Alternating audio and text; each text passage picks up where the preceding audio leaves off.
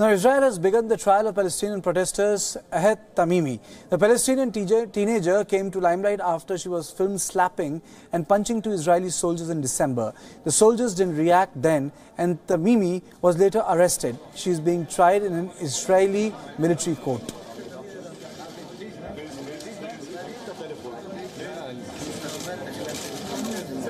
And let me go across to my colleague Daniele Pagani, who joins me live from Amman. Daniele, just give us the larger picture and context of this case, and where is it heading?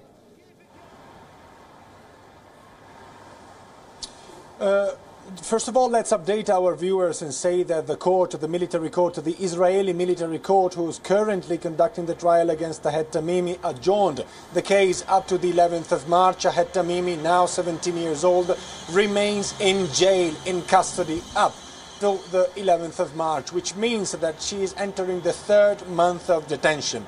She comes from the village of Nabi Saleh. I personally was in Nabi Saleh 3 days ago speaking with her father.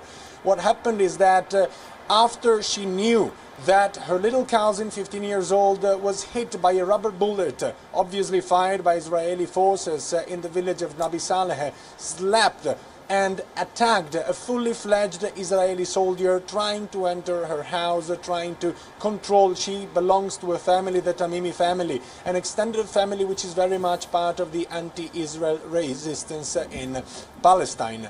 She was arrested, and the Israeli military court decided that perhaps she needs an exemplar punishment. This is why she risks up to 10 years in jail. Many NGOs have come out in support of Ahed Tamimi, say that it is impossible to judge a 16 years old just for slapping a fully fledged soldier. The soldier did not report any injury, by the way. And Amnesty International this morning said that this is a case of oppression, and it is not possible to put a juvenile under a military court trial. But then the larger issue, Daniel, is that why a military court? The matter could have been taken to civil court. It's like Pakistan, you have civilian issues like it's like the arrest in Chabahar. The man is taken to a military court, tried, and there is no lawyer to represent. So why a case which involves a civilian goes to a military court in this context?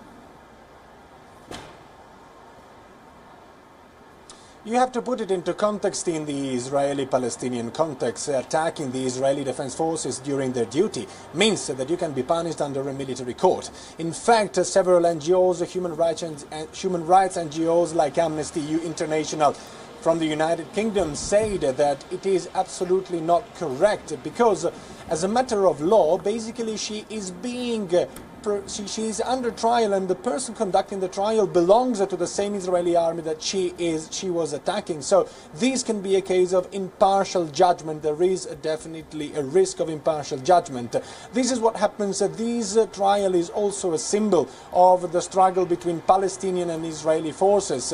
Ahed Tamimi has become also a symbol of resistance. The Tamimi family made a large and great appeal to the media of the world.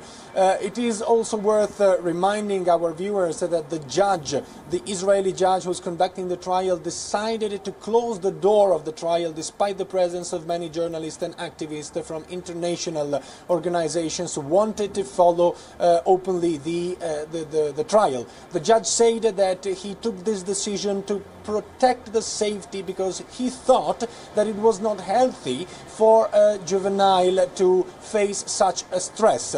The lawyer of Ahed Tamimi, who is an Israeli citizen, said, denouncing this decision, that it is because the Israeli military court doesn't want the world, the media of the world, to see openly how this process is being conducted. Thank you, Daniele, for this update. So my colleague reporting from Amman in a case which has actually caught the attention of the whole of the world, and especially the politics in West Asia.